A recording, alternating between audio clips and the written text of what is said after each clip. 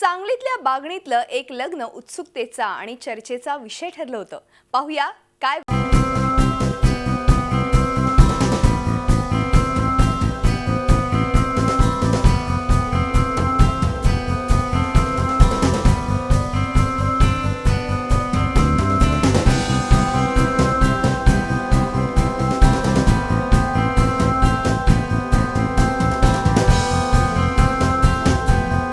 सांगली जिल्ह्यातील बागणी गावातला हा सोहळा लक्षवेधी ठरलाय. या बागणी गावात माळी यांच्या घराच्या उंबरठ्याचं माप ओलांडून चक्क अमेरिकेची मुलगी सून म्हणून आलीये. परदेशी वराड असतानाही या सोहळ्याचा दिमागही खास महाराष्ट्रीयन पद्धतीचा असल्यानं याचं वेगळेपण चर्चेत आलंय.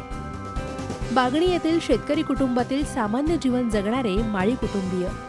बागणी हे मंदार यांचं आजोळ गाव. मंदार यांनी आपलं प्राथमिक शिक्षण मुंबईमध्ये तर उच्च शिक्षण अमेरिकेत घेतलं आणि तिथेच मंदार आणि निकोल बेलीची ओळख झाली आणि त्याच ओळखीचं रूपांतर पुढे लग्नापर्यंत पोहोचलं. लग्न हे पूर्णपणे महाराष्ट्रीयन पद्धतीनेच होणार यावर एकमत झालं आणि सुपारी फुटली.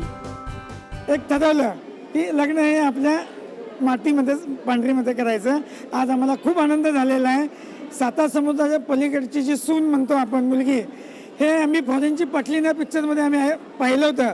तर आता फॉरेनची माळीन म्हणून जरी या बागणीमध्ये आली असं म्हटलं तर ते हे वावगं ठरणार नाही. He comes from a very good family. They're very close.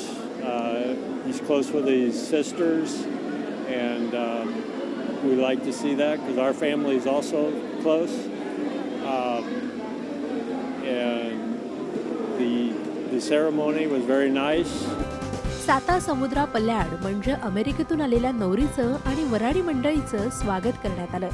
मोठ्या थाटामाटात मंदार आणि निकोलचा शाही विवाह झाला. बागडीच्या एका कार्यालयात हा सोहळा पार पडला.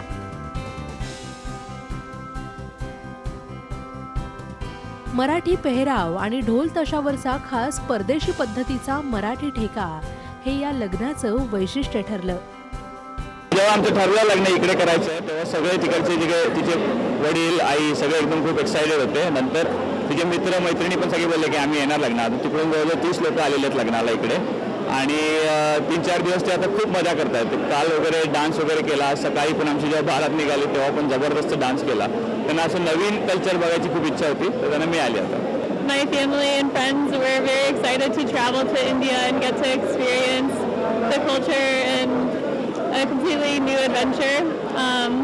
Everyone's very happy and I'm very excited to be married here. अमेरिकेहून आलेल्या या पाहुण्यांनी मराठी संस्कृतीचा मनमुराद आनंद लुटला. पण या निमित्ताने मुलीच्या जन्मासाठी हत्तीवरून साखर वाटणाऱ्या बागणी गावात साता समुद्रापारच्या माणसाने मराठी संस्कृतीचा वारसा अभिमानाने मिरवू दिलाय. हेही नसे थोडके. रवींद्र कांबळेसह bureau report, Zee media, Sangli. Zee 24 तास रहा एक पाऊल पुढे.